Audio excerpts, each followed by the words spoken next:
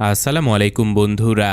আজকের এই গল্পের শুরুতে আমরা 16 বছরের একটা ছেলে জ্যাকবকে দেখতে পাই, যে কিনা একটা দোকানে কাজ করে। তো আজকে সন্ধ্যের সময় তার সঙ্গে কাজ করা একজন মহিলা তাকে বাড়িতে নামিয়ে দেওয়ার জন্য বেরিয়ে পড়ে, আর রাস্তায় জ্যাকব তার দাদা ভাই আব্রাহামকে ফোন করে। কিন্তু আব্রাহামের কণ্ঠস্বর একেবারে আগের মতো ছিল না, কারণ তাকে বেশ ঘাবড়ে যাওয়া মনে হচ্ছিল। তিনি বারবার জ্যাকবকে বলে যে তুমি কোনো অবস্থাতেই বাড়িতে এসো না দাদা ভাই, এখানে অনেক বড় একটা বিপদ আছে। জ্যাকব ভাবে যে দাদা ভাই হয়তো আবারও তার পুরনো উল্টাপাল্টা কথার মধ্যে জড়িয়ে পড়েছে, তাই সে তার এইসব সতর্কবার্তাকে একেবারে গুরুত্ব না দিয়ে সোজা বাড়িতে পৌঁছে যায়। তো ঘরের ভেতরে পা রাখতেই সে দেখতে পায় যে পুরো ঘরের জিনিসপত্রগুলো খুবই বাজেভাবে ছড়িয়ে ছিটিয়ে পড়ে আছে, যেন কেউ এই বাড়ির প্রত্যেকটা কোণা ঘেঁটে কোনো কিছু খুঁজে চলেছিল। ঠিক তখনই তার নজর পেছনের ভাঙা রেলিংয়ের দিকে পড়ে, আর সে কোনো সময় নষ্ট না করে জঙ্গলের দিকে এগিয়ে চলে যায়। তো জঙ্গলের ভেতরে কিছুটা দূরে যাবার পরে জ্যাকব তার দাদা ভাইকে মাটিতে আহত অবস্থায় পড়ে থাকতে দেখে। তাকে দেখে সে ঘাবড়ে যায় আর সাথে সাথে সাহায্যের জন্য ফোন করে, কিন্তু তখনই আব্রাহাম শেষবারের মতো তার হাত ধরে ফেলে, আর ভাঙা নিঃশ্বাসের মাঝে তিনি জ্যাকবকে বলে যে তোমাকে ওয়েলসে চলে যেতে হবে, আর সেখানে একটা বিশেষ পাখি তোমাকে সকল সত্যটা বলে দেবে। তো এই কথাটা বলেই তিনি জ্যাকবকে আরও বলে যে তোমাকে 3 সেপ্টেম্বর 1943 সালের টাইম লুপের ভেতরে যেতে হবে। জ্যাকব তার কথার মানে একেবারেই বুঝতে পারে না যে দাদাভাই আসলে কি বলতে চাচ্ছে। তবুও সে তার দাদাভাইকে কথা দেয় যে হ্যাঁ, সে তার দাদাভাইয়ের শেষ ইচ্ছে অবশ্যই পূরণ করবে। তো পরের মুহূর্তে আব্রাহাম চিরদিনের জন্য এই পৃথিবীর মায়া ছেড়ে বিদায় নেয়। তখনই জ্যাকব পেছনে ফিরে দেখে, আর সে মুহূর্তের মধ্যেই একটা ভয়ঙ্কর কালো ছায়া দেখতে পায়। কিন্তু তার সঙ্গে আসা সেই মহিলাটি যখন ওইদিকে গুলি চালায়, তখন সেখানে আসলে কিছুই পাওয়া যায় না। তো কিছুক্ষণ পরে পুলিশ ঘটনাস্থলে চলে আসে, আর তদন্তের পরে এই মৃত্যুটাকে বন্য প্রাণীর হামলা ভেবে এই কেসটাকে বন্ধ করে দেয়া হয়। তো এভাবে প্রায় 1 মাস কেটে যায়, কিন্তু সেই রাতের প্রত্যেকটা কথা জ্যাকবের মাথায় অনবরত ঘুরতে শুরু করে। তার মনে হতে থাকে যে তার দাদা আসলে তাকে কি বলতে চাইছিল। সে এখন তার দাদার কথাগুলোকে ভেঙে ডিকোড করার চেষ্টায় নেমে পড়ে। তার মানসিক অবস্থা একেবারে আগের মতো ছিল না, তাই তাকে এখন একজন সাইকিয়াট্রিস্ট ডাক্তার গেলানের কাছে নিয়ে যাওয়া হয়। সেখানে বসে জ্যাকব তার ছোটবেলার সকল কথাগুলো মনে করতে থাকে। তার মনে পড়ে যায় যে দাদাভাই সবসময় ওয়েলসের একটা রহস্যময় জায়গার গল্প তাকে শোনাতো, যেখানে এমন কিছু বাচ্চারা বসবাস করত যাদের ভেতরে আলাদা আলাদা ধরনের জাদুকরী শক্তি ছিল। সেই জায়গার দেখাশোনা করতেন মিস পেরেগ্রিন, যে কিনা দরকার পড়লে একটা পাখির রূপও নিতে পারত। ছোটবেলায় জ্যাকব এই গল্পগুলোকে পুরোপুরিভাবে বিশ্বাস করত, কিন্তু সে যেমন যেমন বড় হচ্ছিল, স্কুলে যাচ্ছিল আর তার বন্ধুদেরকে এসব গল্প শোনাচ্ছিল, তখন সবাই তাকে নিয়ে মজা করত যে জ্যাকব আসলে কি পাগলের মতো রূপকথার গল্পে বিশ্বাস করে। তো যাই হোক, এইসবের মধ্যেই ধীরে ধীরে সে নিজেও এটা মেনে নেয় যে হয়তো দাদাভাই শুধুমাত্র বাচ্চাদের মন ভোলানোর জন্য তাকে এইসব গল্প শোনাতো। যদিও আব্রাহাম সবসময় তাকে এটাই বলেছিল যে আমি তোমাকে কখনোই মিথ্যে বলিনি, আমার সবগুলো গল্প একেবারে সত্যি। তো যাই হোক, কিছু সময় পরে জ্যাকব তার দাদা ভাইয়ের ঘর খালি করতে পৌঁছে যায়। সেখানে তার এক আত্মীয় তাকে পুরো জিনিসপত্রগুলো বুঝিয়ে দেয়। সেই জিনিসগুলোর মাঝে সে একটা পোস্ট কার্ড খুঁজে পায়, যেটা দেখে সে অবাক হয়ে যায়, কারণ এই পোস্ট কার্ডটা মিস পেরেগ্রিন আব্রাহামের নামে পাঠিয়েছিল, যেখানে লেখা ছিল যে সে আর বাকি সকল বাচ্চারা আজও তার অপেক্ষা করছে। এই একটা চিঠি পড়তেই জ্যাকবের মনে আবারও সেই একই প্রশ্নগুলো জাগতে শুরু করে, যেগুলোকে সে এত বছর ধরে মিথ্যে ভেবে এসেছিল।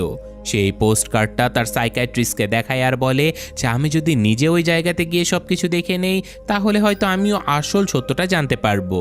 সাইকিয়াট্রিস্ট নিজেও তাকে সেখানে যাওয়ার পরামর্শ দেয়, কারণ তার মতে এই কাজটা করলে কেবলমাত্র জ্যাকব নিজের কল্পনা আর বাস্তবের মাঝের পার্থক্যটা বুঝতে পারবে। তো অবশেষে জ্যাকব তার বাবার সঙ্গে ওয়েলসে যাবার জন্য তৈরি হয়ে যায়। তো তার বাবা পাখিদের উপরে আবার একটা বই লিখছিল, তাই এই ভ্রমণটা তার বাবার কাজের জন্য অনেক উপকারীও হতে পারত, কারণ যেহেতু এখানে পাখিদের নিয়ে অনেক কিছু লেখা ছিল। তো যাই হোক, সমুদ্র পার করার সময় জ্যাকবের নজর আকাশে উড়তে থাকা একটা পাখির দিকে পড়ে, আর তার সাথে সাথে তার দাদা ভাইয়ের সেই পুরনো গল্পটা মনে পড়ে যায়, যেখানে মিস পেরেগ্রিন পাখির রূপ ধারণ করতে পারত। তো যাই হোক, কিছুক্ষণ পরে তারা দুজন সেই নিরিবিলি দ্বীপে পৌঁছে যায় আর জ্যাকব সোজা সেই অনাথ আশ্রমের দিকে বেরিয়ে পড়ে, যার ব্যাপারে সে ছোটবেলা থেকে তার দাদার কাছে অসংখ্য গল্প শুনেছিল। কিন্তু সেখানে পৌঁছে তার সকল আশা একেবারে ভেঙে যায়, কারণ পুরো বিল্ডিংটাই ইতিমধ্যে একটা ধ্বংসস্তূপে পরিণত হয়ে গিয়েছিল। স্থানীয় লোকেরা তাকে জানায় যে দ্বিতীয় বিশ্বযুদ্ধের সময় এখানে একটা বোমা পড়েছিল, আর তারপর থেকে এই জায়গাটা চিরকালের জন্য একেবারে ধ্বংসস্তূপ হয়ে গেছে। জ্যাকব দুঃখ ভরাক্রান্ত মন নিয়ে সেখান থেকে ফিরে তো আসে, কিন্তু তার মনে তখনও একটাই প্রশ্ন ঘুরপাক খাচ্ছিল যে শেষমেশ দাদা ভাই তাকে এই জায়গাতে কেনই বা পাঠাতে চেয়েছিল। তো যাই হোক, এখন পরদিন সকালে জ্যাকব তার মন থেকে ওই ধ্বংসস্তূপের কথা কিছুতেই সরাতে পারছিল না। তাই সে একা একাই আবারও সেই ধ্বংস অনাথ আশ্রমের ভেতরে পৌঁছে যায় জায়গাটা ভালোভাবে দেখার জন্য। আর এবার যখনই সে ওই ভাঙা বিল্ডিংয়ের ভেতরে পা রাখে, তার বারবার এমনটা অনুভব হতে শুরু হয় যে সেখানে নিশ্চয়ই কেউ উপস্থিত আছে যাকে সে দেখতে পাচ্ছে না।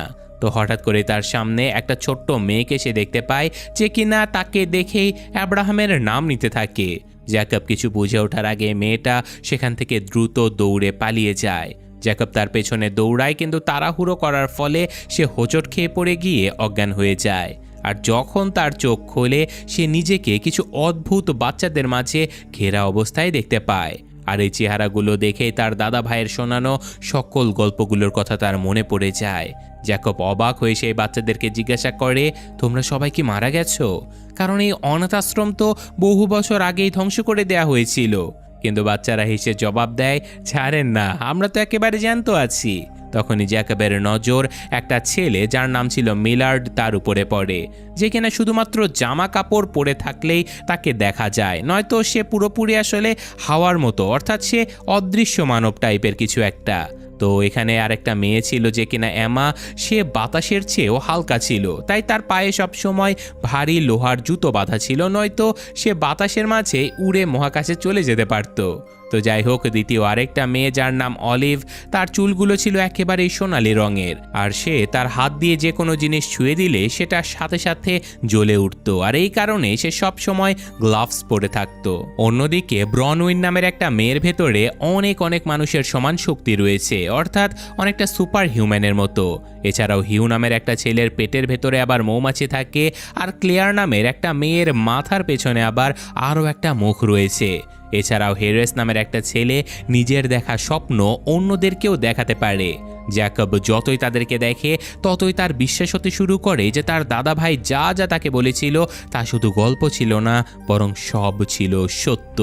তো এই সময় জ্যাকব এমাকে বলে যে তুমি আমাকে দাদা ভাইয়ের নামে ডাকলে কেন? এমা তাকে বলে যে তোমাকে দেখতে একেবারে তোমার দাদা ভাই আব্রাহামের মতো, তাই প্রথম দেখায় আমি তোমাকে আব্রাহামই ভেবেছিলাম। তারপর তারা সবাই জ্যাকবকে বলে যে তাড়াতাড়ি আমাদের সঙ্গে চলো, অন্য কেউ আমাদেরকে দেখে ফেললে অনেক বড় বিপদ হয়ে যাবে। তো যাই হোক, সকল বাচ্চারা তাকে একটা গুহার ভেতরে নিয়ে যায়, কিন্তু জ্যাকব এখনো বুঝতে পারছিল না যে আসলে এইসব হচ্ছেটা কি, কারণ সে তো একটা ভাঙা ধ্বংসস্তূপের মধ্যে এসেছিল, তাহলে এত সব কিছু আবার পুনরায় বিল্ড হলো কিভাবে? তো যাই হোক, ভয় আর বিভ্রান্তিতে সে এখান থেকে দৌড়ে পালিয়ে যায়, আর সোজা সে ওই গেস্ট হাউসে গিয়ে পৌঁছায় যেখানে তার বাবার সঙ্গে সে বসবাস করছিল। তো জ্যাকব যখনই উপরের দিকে নিজের ঘরে এগিয়ে যায়, তখনই সেখানে উপস্থিত লোকজনেরা তাকে সন্দেহের চোখে দেখতে শুরু করে। এখানকার ম্যানেজারও আগের ম্যানেজারের মতো ছিল না, আর সে জ্যাকবকে চিনতে তো সরাসরি অস্বীকার করে বসে। কিছুক্ষণের মধ্যেই বেশ কয়েকজন মানুষ তাকে ধরে ফেলে আর তাকে গুপ্তচর ভাবতে শুরু করে। জ্যাকব বারবার সবাইকে বোঝানোর চেষ্টা করে যে আমি কোনো গুপ্তচর নই, আমি তো শুধুমাত্র একজন ট্যুরিস্ট, আমি এখানে ঘুরতে এসেছি। কিন্তু কেউ তার কোনো কথা শুনতে একেবারে রাজি ছিল না। তখনই হঠাৎ ঘরের ভেতরে রাখা গ্লাস আর প্লেটগুলো আপনা আপনি উড়ে এসে নিচে পড়তে শুরু করে। সেখানে উপস্থিত সকল মানুষেরা ঘাবড়ে যায়, কারণ কেউ বুঝতেই পারছিল না যে এইসব আসলে করছেটা কে। সেই হট্টগোলের সুযোগ নিয়ে অলিভ সেখানে এসে পৌঁছায়। সে জ্যাকবের হাত ধরে আর তাকে নিজের সাথে বাইরে নিয়ে যায়। তবে যাওয়ার সময় সে যখন দরজায় হাত দেয়, তখনই পরের মুহূর্তে সেটাতে দাউ দাউ করে আগুন জ্বলে যায়। যার ফলে তাদের পেছনে ধাওয়া করা মানুষগুলো সেখানেই থেমে যায়। তো এখন জ্যাকব ওই বাচ্চাটার সঙ্গে ঘোড়ার গাড়িতে বসে সেখান থেকে বেরিয়ে পড়ে। রাস্তায় সে তাদেরকে জিজ্ঞাসা করে যে তাহলে কি দাদা ভাইয়ের সকল কথা সত্য ছিল? তোমাদের ভেতরে কি সত্যি জাদুকরী শক্তি রয়েছে? তখনই পেছন থেকে মিলার্ড বলে ওঠে যে তুমি তো এখনও কোনো কিছু দেখোইনি, আরও কত কিছু বাকি রয়েছে। জ্যাকব ঘুরে ঘুরে দেখতে পায় যে সেখানে আসলে কেউই ছিল না, কিন্তু পরের মুহূর্তেই একটা ছেলে জামা কাপড় পরতে পরতে তার সামনে দৃশ্যমান হয়ে যায়। সে কিছুক্ষণ আগে পর্যন্ত কিন্তু পুরোপুরি অদৃশ্য ছিল। এরপর বাচ্চারা তাকে বলে যে তুমি কিন্তু এখন আর তোমার নিজের দুনিয়াতে নেই, কারণ আজকের তারিখ 2016 সাল নয়, বরং 3রা সেপ্টেম্বর 1943 সাল। এটা শুনে রীতিমতো জ্যাকবের মাথায় আকাশ ভেঙে পড়ে, কারণ সে প্রথমবারের মতো বুঝতে পারে যে সে কেবলমাত্র একটা রহস্যময় জায়গাতেই আসেনি, বরং সময়ের ভেতরে ভ্রমণ করে সে অতীতে পৌঁছে গেছে। জ্যাকব এবার ওই বাচ্চাদের সঙ্গে সেই বড় বাড়িটাতে পৌঁছায়, যেখানে তার দেখা হয় মিস পেরিগ্রিনের সঙ্গে। তিনি এই জায়গাটার দেখাশোনা করেন আর সকল বাচ্চারা তাকেই নিজেদের অভিভাবক মনে করে। মিস পেরিগ্রিন জ্যাকবকে স্বাগত জানায়, যেন তিনি আগে থেকে এটা জানতেন যে একদিন জ্যাকব এখানে অবশ্যই আসবে। এরপর তিনি একে একে সকল বাচ্চাদের সঙ্গে জ্যাকবের পরিচয় করিয়ে দেন। তখনই জ্যাকবের নজর এমার দিকে পড়ে, যে কিনা বাতাসের চেয়েও অনেক হালকা হওয়ার কারণে মাটিতে পা ফেলে কোনোভাবেই হাঁটতে পারে না। কথাবার্তার মাঝে জ্যাকব এটা জানতে পারে যে এমা সবসময় তার দাদা ভাই এব্রাহিমকে খুবই ভালোবাসত, কিন্তু যখন এব্রাহাম এই জায়গা ছেড়ে চলে যায় তখন ধীরে ধীরে তার চিঠি আসাও বন্ধ হয়ে যায়। এরপরেও এমা জ্যাকবের কাছে কোনো অভিযোগই করে না, বরং তার সঙ্গে একদম আপনজনের মতো আচরণ করতে থাকে। তো যাই হোক, সন্ধে হতেই সকল বাচ্চারা একসঙ্গে ডিনার করার জন্য বসে পড়ে। জ্যাকব প্রথমবার তাদের মাঝে বসে তাদের জীবনটাকে খুবই কাছে থেকে দেখতে থাকে, আর তখনই তার পরিচয় হয় ইঙ্ক নামের একটা ছেলের সাথে, যার ভেতরে মৃত জীবকে আবারও জ্যান্ত করার শক্তি রয়েছিল। কিন্তু ইঙ্ক জ্যাকবকে একেবারেই পছন্দ করত না। তার চোখে আব্রাহাম এই জায়গাটা ছেড়ে গিয়ে অনেক বড় ভুল করেছিল, তাই সে চায় না যে এখন তার নাতিও এখানকার একটা অংশ হোক, কারণ তার দাদা আগেই তাদের সঙ্গে বিশ্বাসঘাতকতা করেছে। তো যাই হোক, পুরো খাবার সময় ইঙ্কের আচরণ জ্যাকবের প্রতি অনেক রুক্ষ ছিল। অন্যদিকে বাকি বাচ্চারা ধীরে ধীরে তার সঙ্গে বন্ধুত্বপূর্ণ হতে শুরু করে। যাই হোক, ডিনার শেষ হবার পরে জ্যাকব নিজের দুনিয়াতে ফিরে যাওয়ার প্রস্তুতি নেয়। তখনই বাচ্চারা তাকে বলে যে এখান থেকে যাওয়ার আগে এমন একটা জিনিস তোমার অবশ্যই দেখা উচিত, যেটা এই পুরো জায়গার সব থেকে বড় রহস্য। তো এখন সকল বাচ্চারা বাড়ির বাইরে জমায়েত হয় আর প্রত্যেকেই নিজেদের মুখে গ্যাস মাস্ক পরে নেয়। আর কিছুক্ষণ পরে আকাশে যুদ্ধের বিমান দেখা যেতে শুরু করে, যেগুলো খুবই দ্রুত তাদের দিকে এগিয়ে আসছিল। আর জ্যাকব কিছু বুঝে ওঠার আগে একটা বিমান তাদের বাড়ির ঠিক উপরে বোমা ফেলে দেয়। কিন্তু যখনই বোমাটা বাড়ির সঙ্গে ধাক্কা খাবে, ঠিক সেই মুহূর্তে মিস পেরিগ্রিন নিজের বিশেষ পকেট ঘড়িটা বের করে আর সেটার জাদুকরী শক্তি ব্যবহার করে। পরের মুহূর্তে এই সময় পেছনের দিকে ফিরে যায় আর পুরো দিনটা আবারও সেই সকাল থেকে শুরু হয়ে যায়, যেন এখানে কিছুই হয়নি। এবার মিস পেরিগ্রিন জ্যাকবকে এই জায়গার সব থেকে বড় রহস্যর কথাটা বলে দেয়। তিনি জ্যাকবকে বুঝিয়ে বলে যে এই জায়গাটা এক ভয়ঙ্কর টাইম লুপ বা কালচক্রের ভেতরে আটকে রয়েছে, যেখানে প্রতিদিন শুধুমাত্র 3রা সেপ্টেম্বর 1943 সালই বিরাজমান থাকে। যখনই দিনটা শেষ হওয়ার সময় হয়, তখনই সময়টাকে আবারও আমি পেছনে নিয়ে যাই আর ওই একই দিন আবারও নতুন করে শুরু হয়ে যায়। আর ঠিক এই কারণেই এখানে বসবাস করা কোনো বাচ্চার বয়স কখনোই বাড়ে না। অন্যদিকে বাইরের আসল দুনিয়ার সময় স্বাভাবিক নিয়মেই সামনের দিকে এগিয়ে চলে যায়, তাই বাইরের দুনিয়াতে এরই মাঝে অনেকগুলো দশক পেরিয়ে গেছে। কিন্তু এই সময় চক্রের ভেতরে আটকে থাকা সকল বাচ্চারা আজও সেই একই বয়সে একই দিনে আটকে রয়েছে। জ্যাকব এবার ফাইনালি বুঝতে পারে যে তার দাদা ভাই শেষমেশ কেন তাকে বলেছিল যে তোমাকে ঠিক ওই তারিখে আর ওই জায়গাতেই যেতে হবে। কিছুক্ষণ পরে জ্যাকব সেই গুহার রাস্তা দিয়ে আবারও নিজের দুনিয়া অর্থাৎ 2016 সালে ফিরে চলে আসে। নিজের ঘরে পৌঁছে সে ওই চিঠিটা বের করে, যেটা সে মিস পেরিগ্রিনের বাড়ি থেকে লুকিয়ে লুকিয়ে এখানে নিয়ে এসেছিল। তো যাই হোক, লুকিয়ে নিয়ে আসা ওই চিঠিটা আসলে তার দাদা ভাই মিস পেরিগ্রিনের নামে লিখেছিল। আর এই চিঠিটা পড়তেই জ্যাকবের মুখের রঙই বদলে যায়, কারণ ওটাতে লেখা ছিল যে মিস্টার ব্যারনের লোকেরা ইংল্যান্ডের অন্য একটা টাইম লুপের আশেপাশে ঘোরাফেরা করছে, আর এই ব্যাপারটা তিনি দেখেছেন। এব্রাহাম চিঠিতে একদম পরিষ্কারভাবে সতর্ক বার্তা দিয়েছিল যে শত্রু খুবই তাড়াতাড়ি বাকি টাইম লুপগুলোতেও পৌঁছে যেতে পারে, তাই বাচ্চাদের বাঁচানোর জন্য নতুন আর সুরক্ষিত একটা টাইম লুপ তৈরি করা দরকার। তো এই চিঠিটায় জ্যাকবকে প্রথমবার এটা বুঝতে সাহায্য করে যে তার দাদা ভাই যে বিপদের কথা সবসময় বলতো সেটা এখন আগের চেয়ে অনেক বেশি কাছে চলে এসেছে। তো এখন পরদিন জ্যাকব ওই চিঠিটা নিয়ে আবারও টাইম লুপের ভেতরে পৌঁছে যায় আর সোজা মিস পেরিগ্রিনের সঙ্গে দেখা করে। সে তাকে বলে যে তার দাদা ভাইয়ের মৃত্যু কোনো বন্যপ্রাণীর কারণে হয়নি, বরং কেউ তার পিছু নিয়েছিল আর তাকে নির্মমভাবে মেরে ফেলেছে। জ্যাকব এটাও বলে যে আব্রাহাম যদি ওই ভয়ঙ্কর লোকগুলোর সঙ্গে কোনো সম্পর্কে থেকে থাকে তাহলে তাকে পুরো সত্যটা জানতেই হবে। মিস পেরেগ্রিন তার হাতে থাকা ওই চিঠিটা দেখে ফেলে, কিন্তু তাকে বকা দিয়ে তিনি বলে যে তোমার বিনা অনুমতিতে এই চিঠিটা কখনো এখান থেকে নেওয়া উচিত হয়নি। তা সত্ত্বেও তিনি বুঝতে পারে যে জ্যাকবকে আর বেশি দিন তিনি সত্য থেকে দূরে রাখতে পারবেন না, তাই তিনি এখন পুরো ব্যাপারটা তাকে খুলে বলা থেকে এড়িয়ে যান আর জ্যাকবকে নিজের সঙ্গে আসতে বলেন। এরপরে মা জ্যাকবকে এমন একটা জায়গাতে নিয়ে যায় যেখানে সে আগে কখনোই যায়নি।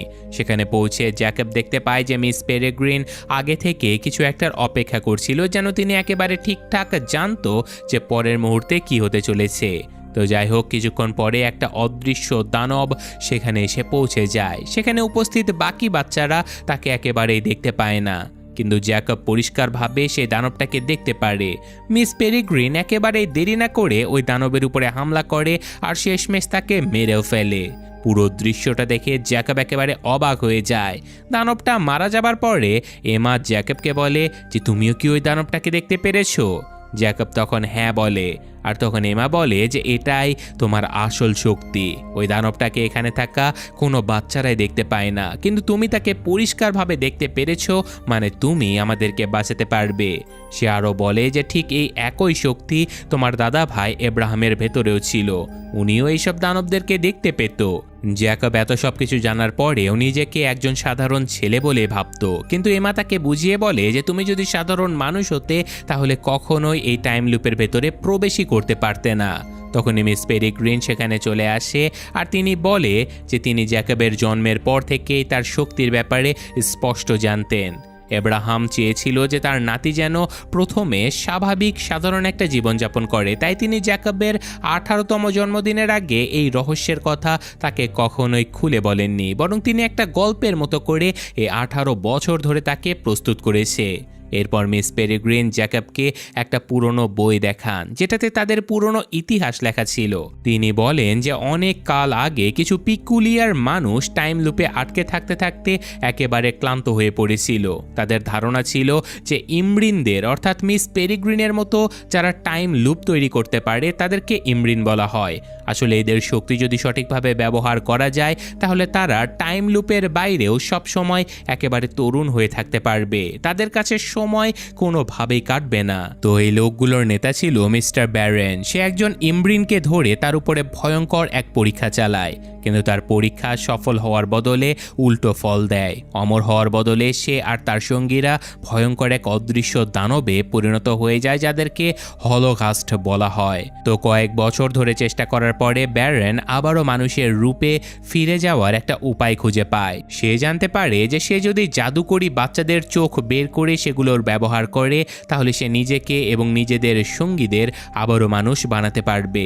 তখন থেকে সে আলাদা আলাদা টাইম লুপে হামলা করে আর ওই জাদুকরি বাচ্চাদের শিকার করে।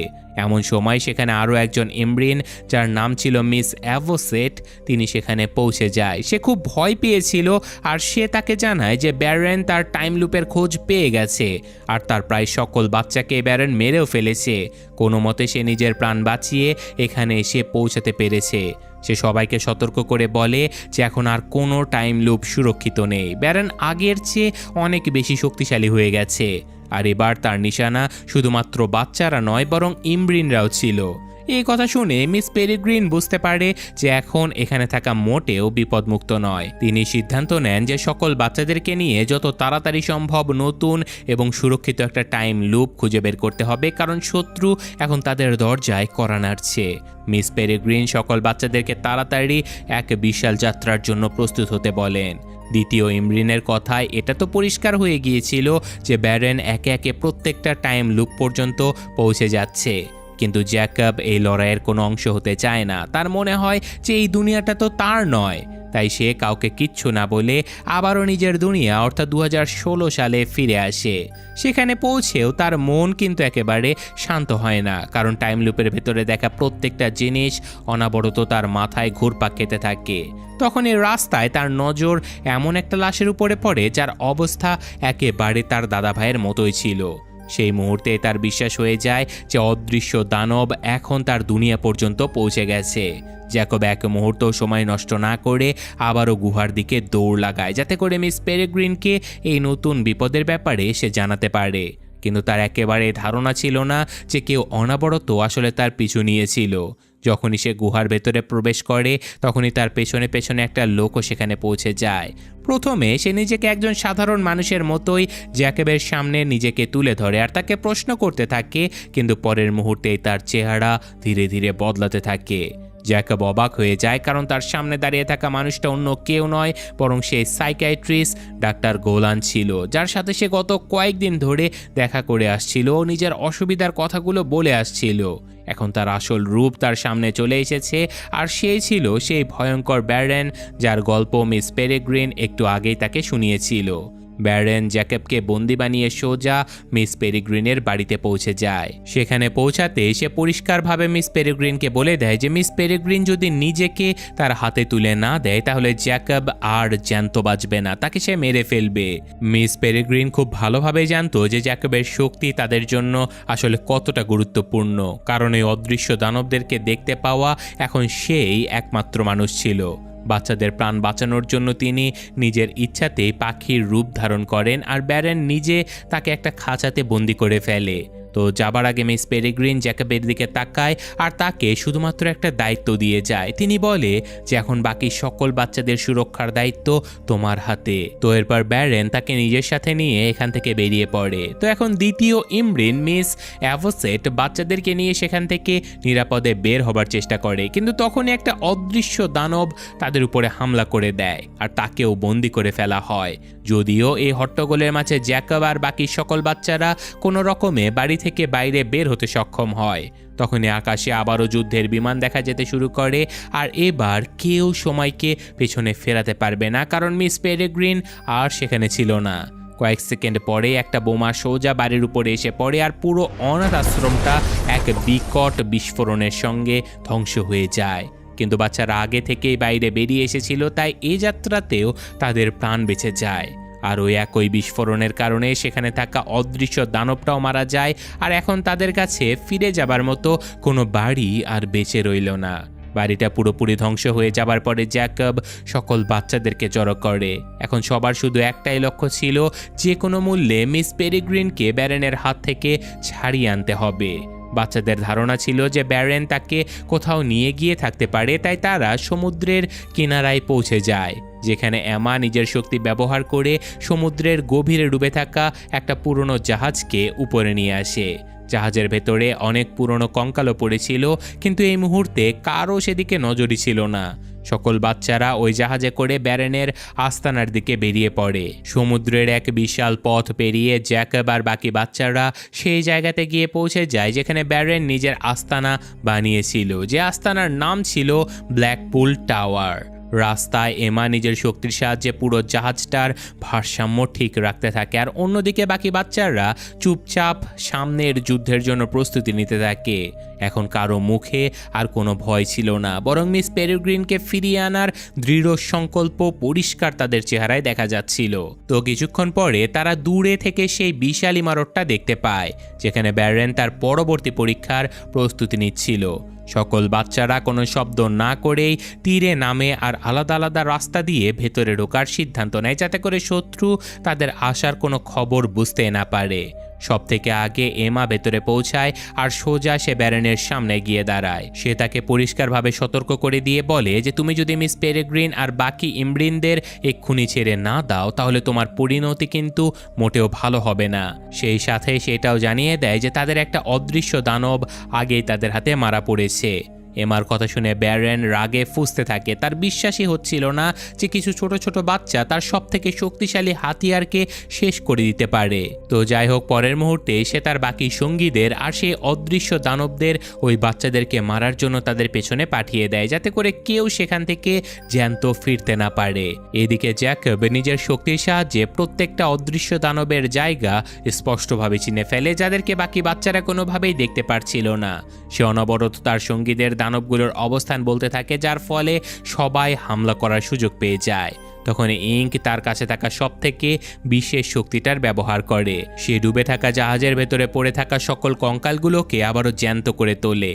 পরের মুহূর্তে পুরো জাহাজটা একেবারে চলাফেরা করা কঙ্কালে ভরে যায় আর তারা সোজা অদৃশ্য ওই দানবগুলোর উপরে ঝাঁপিয়ে পড়ে। বাচ্চাদের এই চালটা একেবারে কাজে লেগে যায়, কারণ লড়াইয়ের সময় দানবদের গায়ে এমন একটা জিনিস বরফ আর তুলা লেগে যায়, যার ফলে এখন তারা সকলের কাছে পরিষ্কারভাবে দৃশ্যমান হতে শুরু করে।